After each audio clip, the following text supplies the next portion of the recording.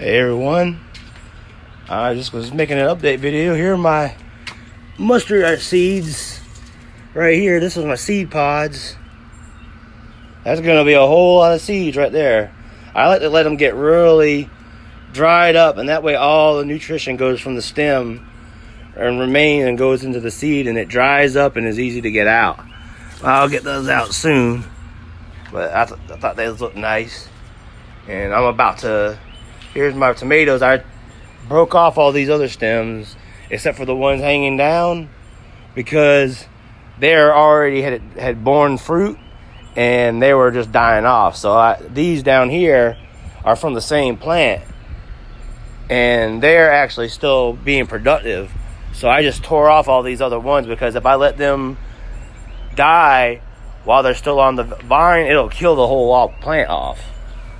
So I just tore it off. I should have cut it, but I just kind of tore it. It'll be fine. I done messed with these tomato plants for so many years. I know those things are so tough. I mean, this one is going down from all the way outside and then comes down and comes all the way back up right here. I need to work it in this thing as a trellis, but I got this holding it up right here. Should be okay. If it starts to get any taller, I'll add another line to it up a little higher. Once tomatoes get on the end of that thing, I'll definitely have to do it. But I don't mind. I got plenty of string here. I just reuse it and tie it together. And I bought one spool of twine like 5 years ago, and I've been using that same spool ever since. But my other thing I'm about to do is I'm about to do a application of JMS. I about went down the stairs without my watering can. But I'm not going to try to do, I'm just going to do a quick explanation of what I'm about to do. I'm not going to really show you, but I do got the watering can. And had some rain lately, and I collected some rainwater in some 5-gallon buckets. And I had it sitting around, and I was just like, and then I realized I had some wrinkly old potatoes that I could eat them, but they wouldn't be good to eat.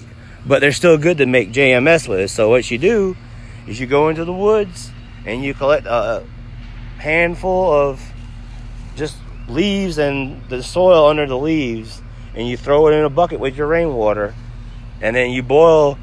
I usually say 2 or 3 potatoes per bucket, as I had 5 potatoes, but one of them was a really big one and the rest were regular size ones.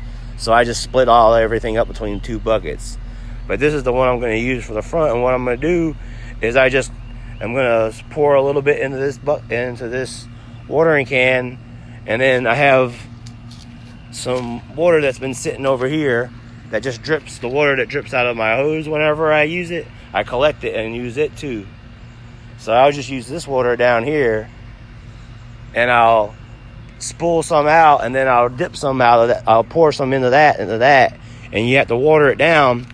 But I'm about to put it in this area right here and around my tree, and I'm going to do my raised beds and this area right here where my beans are. And if I have enough left, I'm going to do this little spot right here where I got this wood right here. I want to eventually, when that wood breaks down more, I want to turn that area spot into like a nice flower bed right there. But I'm about to go ahead and get that done. I just wanted to share what I was about to do. I really don't have anything else, any other projects going. I harvested a tomato the other day, and when I harvested the tomato, when I pulled the tomato off, a whole clone came off of the tomato plant. So I did clone a branch of the tomato plant, and it seems to be doing pretty good. This soil is really thick soil. Give it a little bit of air. Break it up a little bit with this little stick in there.